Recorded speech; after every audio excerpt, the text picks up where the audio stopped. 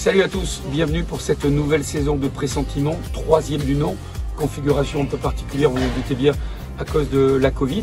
C'est aussi pour ça que vous verrez des enregistrements un peu différents de ce qu'a l'habitude de faire Studio S et notamment Nicolas Charpentier qui fait un travail remarquable. Pour autant, les invités sont extrêmement prestigieux, comme les deux premières saisons. Le premier invité de cette saison 3 fait l'after-foot sur RMC. Il ne fait pas que ça et on l'entend bien et ce qu'il a à dire est plutôt passionnant. C'est donc Daniel Riolo d'RMC qui est dans Pressentiment. Top générique.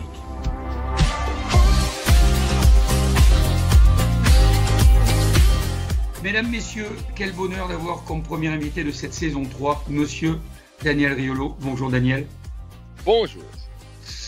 Pressentiment saison 3 avec d'autres journalistes qui vont parler d'eux. Alors, même si finalement, toi, tu, entre guillemets, parles un peu de toi déjà par tous les ouvrages que tu as pu écrire,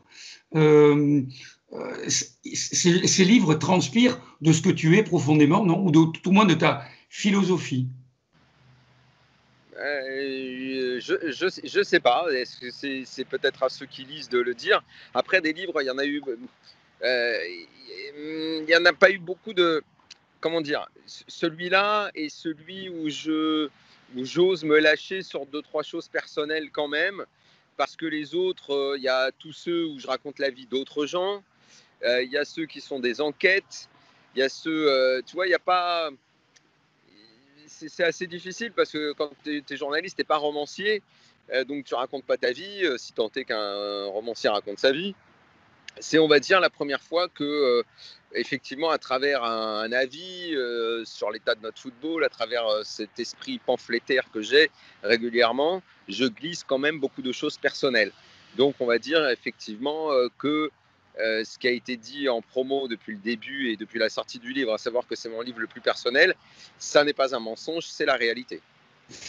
On va évoquer un peu ton parcours, mais aussi finalement tes ressentis par rapport à ce sport qui fait que tous les soirs à 22h, quel que soit l'endroit où on est sur la planète, on suit cette émission. Et je l'ai déjà dit avec Gilbert, avec qui j'ai déjà fait l'émission de Pressentiment sur la saison 2. Je ne peux pas être objectif puisque je pense que je fais partie de la majorité silencieuse qui vous écoute depuis de très nombreuses années, même si ça a commencé avec l'Olympique Lyonnais qui n'a rien gagné. Non, pardon, je ne devrais pas dire ça, j'ai des copains. Alors, on y va. Première question, ouais. Je vais te demander, est-ce que tu connais par cœur ton numéro de ta carte de journaliste? 89 429, bien sûr. D'accord, je te dis ça parce que certains de tes homologues s'en foutent totalement. C'est une fierté pour toi? C'est une fierté? Ouais, ça a été un très grand moment quand je l'ai reçu. C'était quelque chose que je voulais avoir. J'étais très ému. Et en plus, si je ne me trompe pas, j'ai dû avoir la 20e. Ça fait 20 ans parce que la première date de 2000. On est en 2020, donc ça fait 20 ans. Tu as la même photo dessus? Je crois. Une photo un peu abîmée, un peu coupée. On a l'impression que j'ai pas de bras droit, si je me trompe pas. Alors que, idéologiquement parlant, on ne peut pas dire que ce ne soit pas le cas. Alors, est-ce que tu supportes un club de foot? Alors, tout le monde le sait, mais là, on peut le dire. Et est-ce que tu as, dans un autre sport, une passion pour un sportif qui est juste exceptionnel? Tout le monde sait que j'aime le PSG, que c'est le stade où j'allais quand j'étais jeune, donc ça, oui. Maintenant, je mets toujours au défi les gens de me prendre en défaut d'objectivité quand je parle du PSG ou d'un autre club. Mais oui, le PSG, bien sûr. Dans d'autres sports, moi j'adore le tennis. J'ai une grande admiration pour Nadal, pour Federer. Oui, les joueurs de tennis, y en a plein que j'aime, même dans l'histoire. C'est le sport que je pratique, donc forcément, il y a plein de mecs que j'admire dans ce sport-là. J'adore aussi le poker, donc il y a des joueurs de poker qui me fascinent. Donc ouais, encore heureux. Tu considères ça comme un sport? Tu considères ça comme un sport? Le poker, par bien des aspects, ça ressemble à un sport. Ouais, surtout quand tu le joues en tournoi, que tu suis le circuit, les différents. Tu dis ça parce que tu as gagné 2 fois 100 000 €? Tu dis ça parce que tu as gagné? C'est un petit tournoi à 100 balles. C'est rien du tout. Mais ceux qui font les gros tournois, la façon dont ils se préparent, la façon dont ils travaillent, Ça s'assimile par bien des aspects du sport, ouais, c'est vrai. Ouais. Est-ce que dans ton métier, tu as un mentor? Est-ce que c'est un mentor? Est-ce que quelqu'un t'a tendu la main pour faire ce métier ou c'est un événement sportif qui t'a donné envie de faire ce job?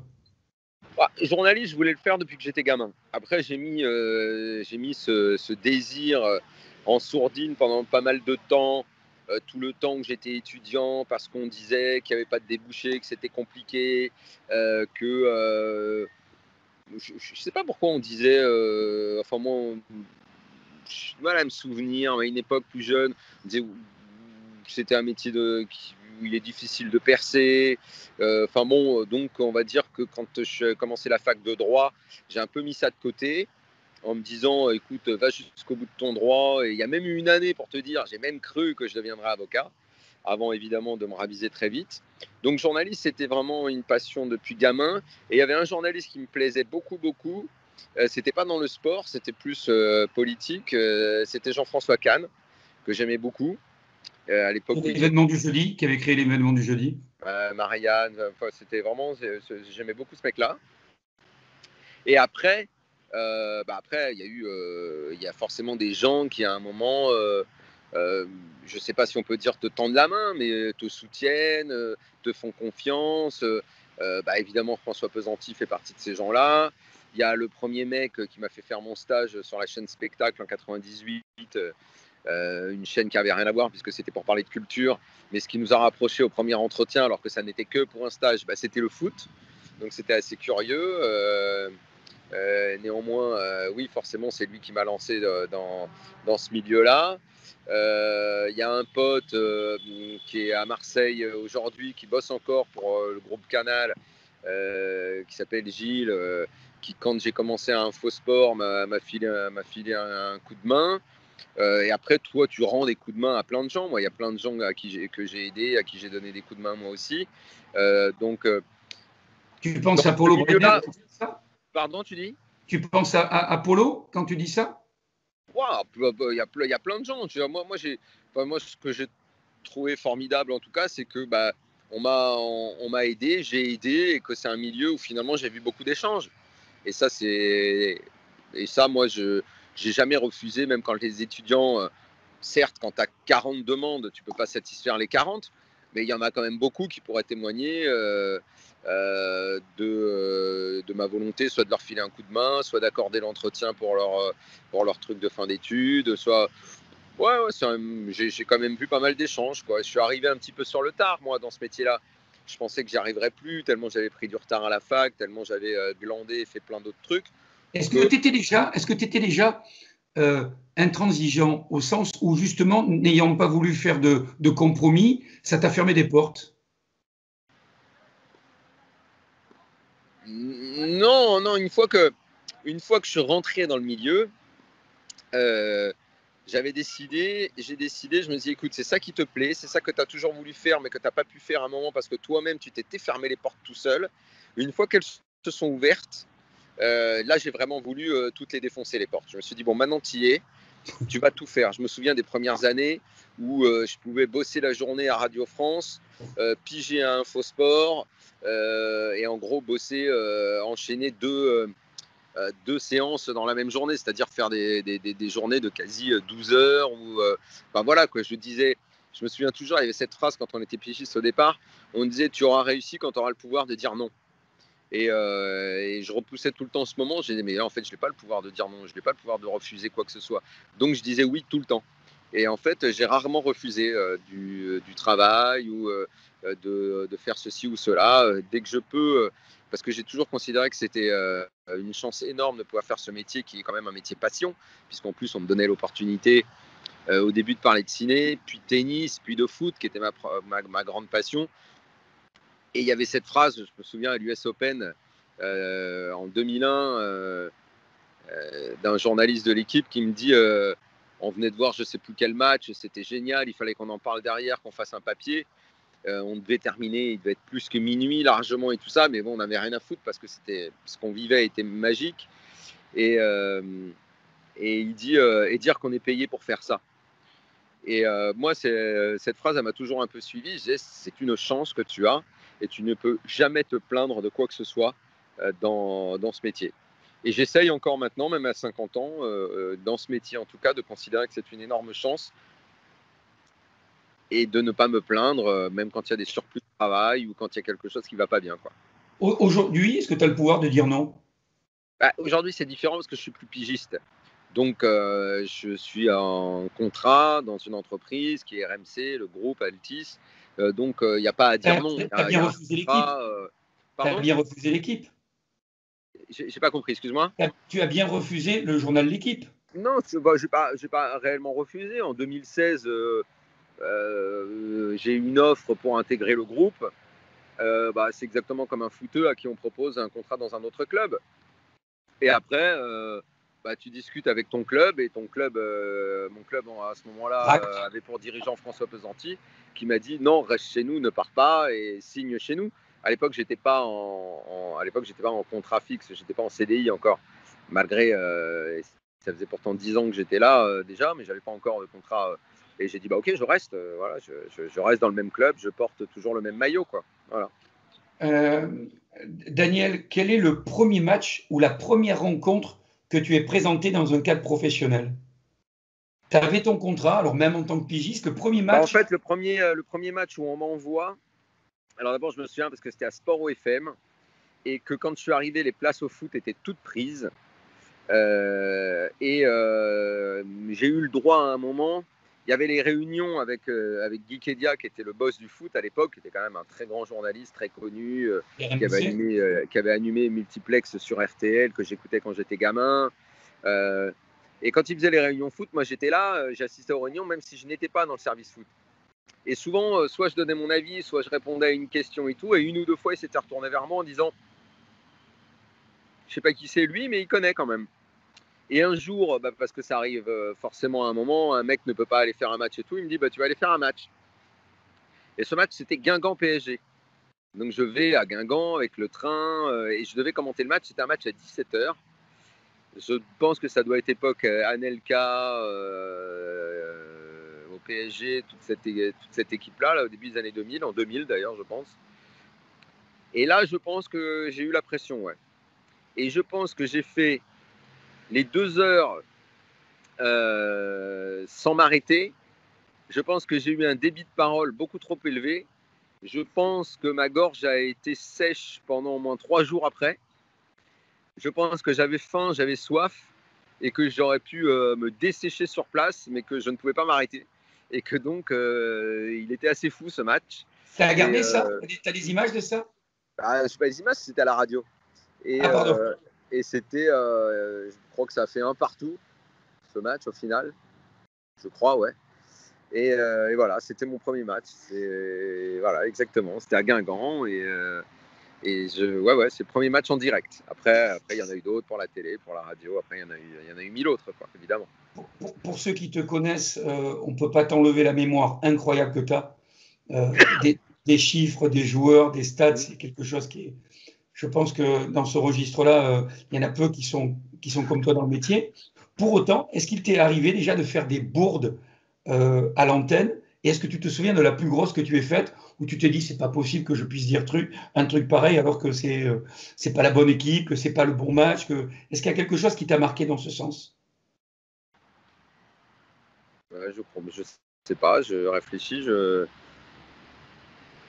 Dans un quiz, peut-être, quand tu réponds vite et tu fais une grosse erreur. Il me semble que j'ai fait jouer Deschamps dans un match avec l'équipe de France où il n'était pas, dans un quiz.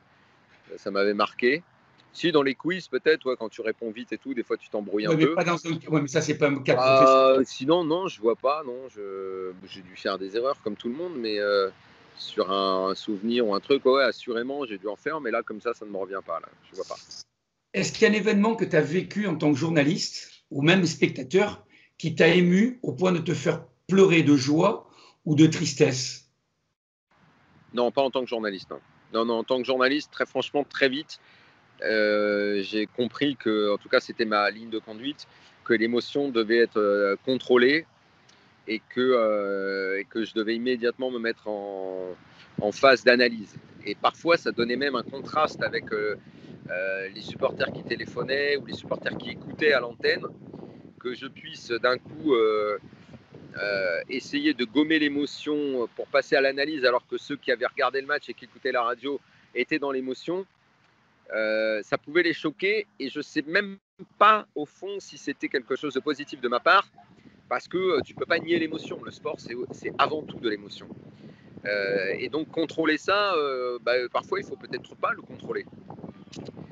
L'exemple le plus frappant, c'est le soir de Barça-PSG, la remontada.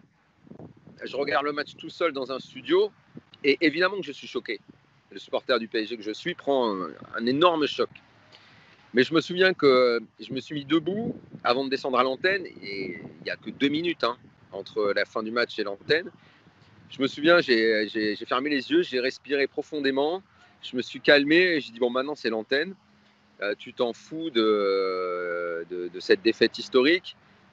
Et en plus, dans les 2 minutes, j'ai même eu mon fils au téléphone qui pleurait, qui était avec mon père, qui me disait il est inconsolable, qu'est-ce qu'on fait? C'était un peu dur et tout. Et je me suis dit ça va, en même temps, bon, ok, c'est que du foot et tout, même si ce n'est jamais que du foot. Mais moi, j'ai essayé de me calmer très très vite. Je suis redescendu à l'antenne. J'ai été sévère avec les joueurs du PSG avec ce raté historique, mais moi, j'ai rapidement oublié ce que j'avais ressenti. Ouais. Et pour autant, ce jour-là, tu n'as même pas critiqué l'arbitre, comme d'ailleurs tu t'interdis de le faire, alors qu'il eût été facile. Ouais. À l'époque, il n'y avait pas le VAR. Depuis qu'il y a le VAR, j'en parle plus qu'avant. Avant, je disais, non, et pourtant, Dieu sait qu'il est critiquable, l'arbitre, sur ce match. C'est même louche, tellement il a été mauvais. Mais voilà, on a parlé d'autre chose. Il me reste une question dans cette première partie, Daniel. Et tu remarqueras, là, je ne te coupe pas la parole, et c'est plutôt intéressant d'écouter ce que tu as à dire.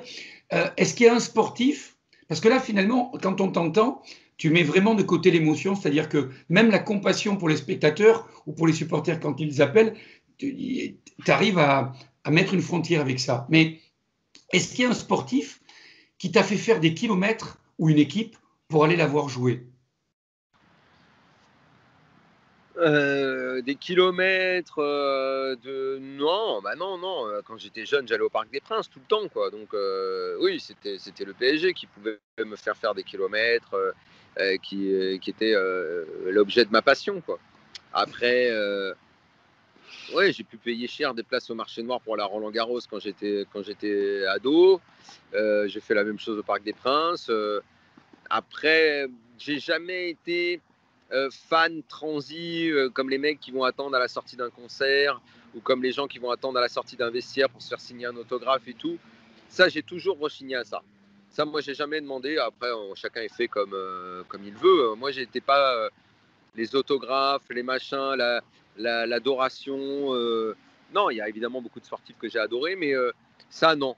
Je me souviens, et encore plus journaliste. Alors ça, je détestais ceux qui demandaient. Et à chaque fois qu'on m'a demandé, justement, parce que je suis journaliste, tiens, tu peux m'avoir ça et tout ça, je ne l'ai jamais fait. Que ce soit pour les places au stade, et tu peux imaginer à quel point on m'en a demandé. J'ai toujours dit, mais me demandez pas, parce que déjà, il y en a beaucoup trop qui me demandent. Et je le ferai pas. Je le ferai pas parce qu'après, ça m'enlèvera ma liberté pour parler. On me dira, tiens, t'as demandé des places au parc et tout. Et ça, je ne l'ai pas fait. Et il y a eu des exceptions. Il y a eu Zidane, quand il est en équipe de France, à un rassemblement. C'est vraiment les 2 fois, c'est des cas où tu peux pas refuser parce que c'est trop proche dans la famille. Il y a Ronaldo, donc Ronaldo le Brésilien, mais c'était pour un petit cousin en Sicile. Et quand on me demande ça dans la famille en Sicile, c'est dur de refuser. Et une autre fois Zidane pour je sais plus si c'est le fils d'un copain, mais où j'ai dit mais me demandez plus jamais ça, c'est la dernière fois. Et tu as obtenu quoi? Tu as obtenu quoi? Non, ouais, c'était juste un autographe. Ah d'accord. Sur un papier pour le ramener à 2 gamins, quoi, en l'occurrence. Voilà, mais sinon, à chaque fois, c'était les places au parc et tout, mais me demandez pas, je ne demanderai pas, quoi. Je veux pas, si on me les donne, je veux bien les offrir à quelqu'un, faire un cadeau et tout, mais moi, je veux pas demander, quoi. Daniel, ton temps est compté, donc je coupe juste pour te dire que nous avons un premier invité qui nous a laissé un message. C'est probablement le journaliste qui parle autant que toi. Je crois qu'il n'y en a que 2 en France. et vous êtes amis. Je ne sais pas si tu vois de qui je veux parler. Est-ce que ça te donne avec cet indice-là? Bon, Non, alors écoute. je Alors savais écoute. pas t'inviter en fait, donc C'est qui? je sais pas, dis-moi. Ah, d'accord. Bah, écoute, on va écouter ensemble. Bonjour tout le monde et bonjour Daniel. Une petite question pour toi, c'est Didier. Bon, pas Didier Gustin, pas Didier Deschamps, pas Didier Barbolivien, pas Didier Christophe, Didier Roustin. Daniel, j'ai lu attentivement ton livre que j'ai fortement apprécié. Et autant te dire que je suis d'accord, on va dire à 90%, quoi. Des fois, tu sors une hache là où j'aurais peut-être sorti un petit couteau. Mais c'est ton style. Juste une question, fort de la réussite, je l'espère, et ça serait mérité de ton ouvrage, qui est très critique envers le football français, mais à raison, je le répète. Est-ce qu'il serait pas bon maintenant, parce qu'on est toujours nous dans une position tranquillement installée et à dire faudrait ceci, faudrait cela, et c'est notre rôle aussi pour faire avancer les choses. Mais justement, pour bien les faire avancer, est-ce qu'il serait pas bon maintenant que tu sortes un autre bouquin où tu donnes des solutions, même s'il y en a un peu certaines dans ce livre, mais quelque chose alors ou ta façon de voir par rapport à tout ce que tu as dénoncé en argumentant, et maintenant, à partir de la première page, voilà comment on pourrait sauver, entre guillemets, aider en tout cas fortement le football français, et je suis sûr que tu as des tas de solutions concrètes, même si tu en donnes quelques-unes, que ça serait intéressant, je crois. Une belle deuxième mi-temps en perspective. Voilà. Bonne émission à tous et portez-vous bien. Voilà, notre premier invité qui sort. Formidable, Didier Roustan qui a fait partie quand même des journalistes vraiment à part, et dans une période où on disait pas grand-chose à la télé et dans les émissions de sport, mais qui, avec son style à lui, faisait passer quand même sa passion pour le jeu. Et qu'est-ce qu'on en a commenté? Attends, oui. laissez-moi que je te coupe juste un mot pour te dire que Daniel, qui fera l'émission aussi de Pressentiment, m'a dit, Didier, m'a dit, voilà, pour Daniel, avec plaisir. Vous avez une vraie complicité tous les deux. Vous avez présenté les matchs internationaux sur NT1. Ouais. Non, mais même TV5, on a commenté la Ligue 1 pendant des années ensemble pour TV5. Alors ça paraît peu de choses, mais pour tous les... Et en fait, il faut avoir été à l'étranger dans sa chambre d'hôtel ou expatrié pour se rendre compte que la Ligue 1 elle est suivie par les Français qui habitent à l'étranger, et le nombre de messages qu'on recevait quand on commentait les matchs ensemble démontrait que franchement c'était important de commenter pour TV5. Et qu'est-ce qu'on a fait comme match de Ligue 1, qu'est-ce qu'on a fait comme match merdique le samedi à 17h ensemble, et c'était terrible. Et notre complicité en fait c'était le jeu, c'était notre vision du foot. Alors, réponse à la question. On a un peu les mêmes idoles, les Maradona, les Cruyff et tout. Alors, la réponse à Didier, elle est simple. Faire un programme pour exercer des fonctions. Bon, quand je dis dans le bouquin, quand je critique la DTN, quand je critique la formation des entraîneurs, quand la politique des clubs, en gros, on pourrait, si on retourne le livre, en fait, elles sont là, mes propositions. Qu'est-ce que je fais? Le président de la 3F, il nomme un DTN qui n'est pas un pantin qui sert à rien. C'est-à-dire un DTN avec une vraie politique de développement du jeu. On change les programmes de formation d'entraîneurs. On change également la formation des joueurs, même si elle a beaucoup évolué sur les dernières années quand même. On met le jeu au cœur de toute la réflexion. On élargit la palette de formation pour créer un vrai débat sur qu'est-ce qu'on veut sur nos pelouses de Ligue 1. Je ne détache pas la DTN de la Ligue, parce qu'aujourd'hui, c'était le reproche, c'est pas le reproche, mais c'était le débat que j'avais par exemple avec Quillot quand il parlait de business, ou certains présidents, il me disait, mais nous, on peut faire le business des clubs, savoir comment on fait rentrer de l'oseille et tout. Je lui dis, mais tant que le produit que tu as sur le terrain, il n'est pas bon, j'en ai rien à foutre, moi, de savoir comment tu vas faire rentrer les gens dans le stade. Les gens dans le stade, ce qu'ils veulent voir, c'est du jeu, du spectacle. Il dit, ouais, mais ça, moi, il me répondait, ouais, mais ça, on ne gère pas. On n'est pas les présidents qui nommons les entraîneurs qui font jouer les équipes de cette façon-là. Il dit il faudrait qu'on puisse s'exprimer et savoir qu'est-ce qu'on veut à la DTN ou qu'est-ce qu'on veut à la formation et ce genre de choses-là. Mais la DTN et toute la formation, c'est la 3F. Et la Ligue, c'est la gestion des clubs professionnels. Donc en fait, il faudrait qu'il y ait une passerelle entre ça. Il faudrait qu'il y ait une politique de développement du football. Donc ça c'est une vraie proposition. Quand je parle de la gestion des clubs et que je parle du manque d'enracinement et d'attachement culturel, malheureusement, je peux bien faire tous les programmes de la Terre. Sauf que si l'investisseur qui vient dans un club, il vient et il n'est pas attaché à la région, il n'est pas attaché à l'histoire du club, ça va être compliqué. Et si c'est pas, et je ne vais pas forcer un investisseur marseillais qui connaît l'histoire du club par cœur et qui a de l'oseille à aller le mettre dans l'OM. Si c'est un Américain qui vient à Marseille, et si cet Américain, il nomme un président qui aurait pu être président de n'importe quoi, parce que le foot, c'est pas son domaine à la base, et qui développe la politique du club sur des PowerPoint sans se soucier réellement de l'enracinement culturel, ça, j'y peux rien, mais ça, c'est une proposition. Moi, j'aurais dit à McCourt, essaye de me trouver un président qui va travailler sur ce qu'est l'OM, sur ce qu'est l'identité de ce club-là. Et ça vaut pour pas mal de nos clubs qui aujourd'hui manquent de cet enracinement et de cet attachement culturel. Donc les propositions, oui, j'en ai.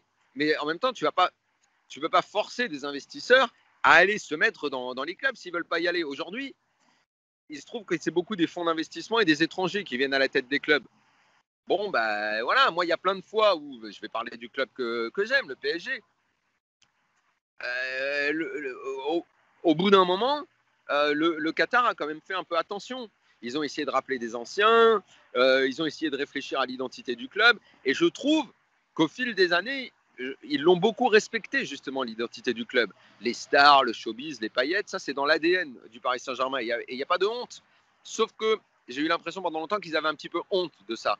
Non, développer l'ADN des clubs, raconter l'histoire des clubs, ça c'est important. Et ça, si je suis président de la Ligue, je vais faire quoi? Un séminaire pour le dire au président? Et je vais leur dire, les gars, n'oubliez pas ce qu'est l'histoire de votre club, c'est ça qu'il faut raconter, trouver les mots-clés. Je ne vais pas leur donner des cours de communication et de marketing. Je peux le faire, mais qu'est-ce qu'il faut que je fasse? Chaque club est dirigé par des présidents et c'est compliqué d'aller. C'est pas moi qui vais les former, en gros, tu vois. Donc les propositions, en fait, j'en ai autant que j'ai de critiques finalement. Mes critiques sont des propositions finalement. Et cher football français, tu l'as envoyé au président? Mais ils s'en foutent, les présidents, c'est ça le problème. C'est que cher football français, moi je l'ai plus écrit, il est plus pour les supporters. C'est eux qui nous écoutent, c'est eux qui nous regardent, c'est eux qui nous aiment, c'est eux qui vont au stade, c'est eux qui font vivre les clubs. Ce bouquin, il est plus pour eux. Les présidents, de toute façon,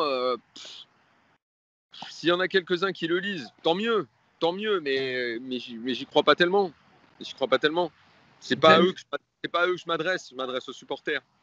Daniel Riolo dans Pressentiment, première partie. On va respirer une seconde et on a la deuxième partie très courte pour te permettre de retrouver tes occupations. Et puis ce soir, 22h, bien sûr, l'antenne. Daniel Riolo, invité exceptionnel de Pressentiment, deuxième partie, tout de suite. Deuxième partie de Pressentiment, toujours avec Daniel Riolo, avec un deuxième invité, et c'est par celui-ci que nous allons commencer. Écoute bien, Daniel. Salut Eric et salut Monsieur Riolo, c'est Baptiste Le Caplin, le directeur sportif officieux des Girondins de Bordeaux. Alors voilà, j'ai une question pour toi, mon cher Daniel. Si tu devais choisir entre prendre la tête de la FFF, de la Ligue ou de l'UNFP, quel siège choisirais-tu et pourquoi? Et pourquoi pas les autres? Voilà, je sais que ce sont des choses qui te tiennent à cœur. Je vous embrasse les amis et allez Bordeaux. Baptiste Le Caplin, je vous remercie d'avoir participé dans ce petit moment. Tu as un bisou d'ailleurs de Dugue, aussi Dugarry. Très bien. Message. Qu'est-ce que tu peux répondre? Quelle place tu aimerais avoir dans le football si tu en avais les moyens? Alors lui, il m'a donné le choix, donc PSG, 3F ou LFP. Donc évidemment président du PSG, forcément. Et peut-être que si je le suis, j'essaye en même temps de voir de quelle façon je peux participer au développement de notre football. Mais oui, le PSG, parce que ce serait le truc passion, quoi, présent. Non, mais le poste, ce serait président, donc président du PSG. Ah oui, rien d'autre, hein. J'y vais que si c'est président, c'est tout, quoi, sinon j'y vais pas. Et alors là, tu es président, en une phrase, ta première décision fondamentale serait? Aujourd'hui, Ouais. faire respecter le club par tout le monde de A à Z. Respect du club, ce serait ma première décision, de la star au magasinier. Que tout le monde ne travaille que dans un seul sens. Et arrêter ce qui a été un gros problème dans ce club, les différents pôles d'influence et de pouvoir avec des gens qui ne s'entendent pas forcément. Mettre tout le monde dans le même bateau et dire à tout le monde maintenant stop. Et comme on a un président qui a quand on regarde son CV, il remplit 10 000 fonctions en même temps. Moi, je ne me consacrerai que au PSG. Question. Alors là, une question, pour faire court, ça va être super difficile avec toi, mais quand même, tu vas y parvenir. Comment aujourd'hui tu vis les réseaux sociaux? Pour ceux qui t'écoutent, on sait que tu as pendant quelques temps sur Twitter été plutôt présent, et puis après ça t'a vite gavé, et puis finalement tu es revenu dessus. Est-ce que tu n'as pas envie d'avoir un community manager, et est-ce que tu t'autorises tout dessus? Oui, j'ai pas de community manager, j'ai pas les moyens d'en avoir un, et je m'autorise tout, même de répondre aux insultes les plus terribles. C'est pas une bonne idée, je confesse que c'est vraiment pas une bonne idée de le faire, mais je ne peux pas m'empêcher, quand on insulte ma famille, de répondre en DM aux insultes, et en étant encore plus violent que l'insulte de base. Évidemment, je n'insulte jamais personne qui ne l'a pas fait, et évidemment, je trouve que ce n'est pas une bonne idée de le faire. Donc j'ai un rapport plutôt conflictuel. Maintenant, ça ne m'a pas empêché de rencontrer quand même beaucoup, grâce à Twitter, mine de rien, beaucoup de gens super. Vraiment de gens... c'est malheureux à dire, mais il y a des gens admirables qui m'ont écrit, avec qui on a entretenu des relations. Et s'arrêter que au négatif, c'est aussi un souci que j'ai. Je ne devrais pas m'arrêter que au négatif là-dessus. On va parler de stade. Architecturalement parlant, quel est le plus beau stade que tu aies vu de ta vie? Le Parc des Princes. Donc là, tu n'es pas objectif, on est d'accord? Non. Enfin, si. Je veux dire, qu'on m'en cite un autre alors. Toi, tu m'as parlé d'architecture. Qu'on m'en cite un autre alors. Un autre stade qui est déjà, ça ne peut pas être tous les stades modernes là, qui sont tous faits pareil et qui se ressemblent tous. Donc, ça va être un stade ancien. Donc, il y a des stades en Angleterre qui sont... l'ancien Highbury, par exemple, est extraordinaire, mais il n'existe plus. Fulham. Ouais, Fulham avec l'espèce de petite cabane, enfin ce qui ressemble à une cabane à Craven Cottage. Mais sinon, d'un point de vue architectural, ouais, le PSG est assez unique, mais il a été quand même construit par un vrai architecte. Là, il a été pensé au niveau de l'acoustique. C'est un chef-d'œuvre, hein, le Parc des Princes. Hein, c'est un vrai monument. J'y peux rien, c'est comme ça. C'est pas parce qu'il est au PSG et tout. C'est totalement objectif ce que je dis. Après, le vieux Gerland avait une très belle architecture. L'Escure, il y avait une tribune qui était très belle aussi à Bordeaux. Mais le problème, c'est que ces stades ne sont plus en fonction. Et le Parc des Princes est un des derniers vestiges.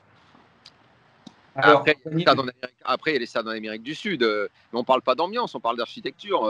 Le stade de Boca, la Bombonera avec ses tribunes à pic et tout, c'est également assez fascinant. Mais architecturalement, le Parc des Princes, il est unique, hein, vraiment. Alors, je te corrige, puisque que ce soit à Bordeaux ou à Lyon, c'est le rugby qui en a pris possession, donc les stades sont encore en activité. Bien sûr. Et pour ce qui est de l'ambiance, c'était ma question suivante. L'ambiance la plus folle que tu aies vécue?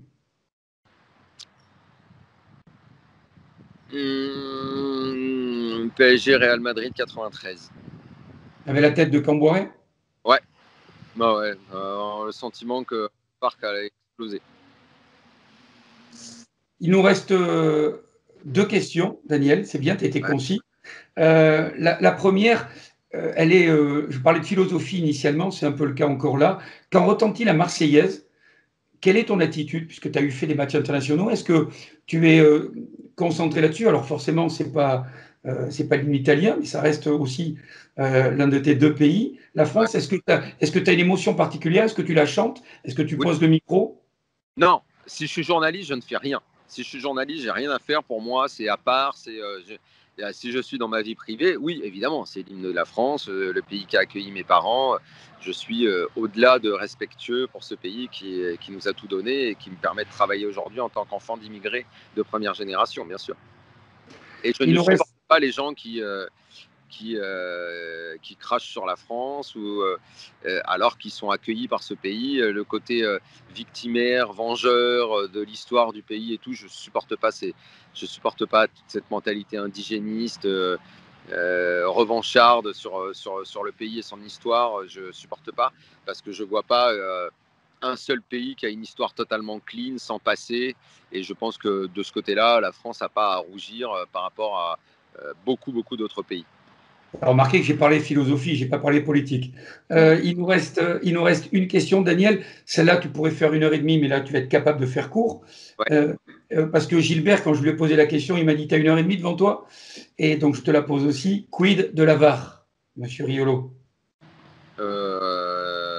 À quand la fin de cette mascarade? Voilà. Merci, Daniel, d'avoir passé ce moment. C'était super, c'était très agréable. Premier numéro de Pressentiment avec le journaliste de l'Afterfoot et la journaliste et l'écrivain, puisque tu es presque à une dizaine d'ouvrages et que le dernier, on le voit sur Twitter, montre combien les supporters sont sensibles à ta plume. Merci Daniel. Merci Eric, à très bientôt. À très bientôt.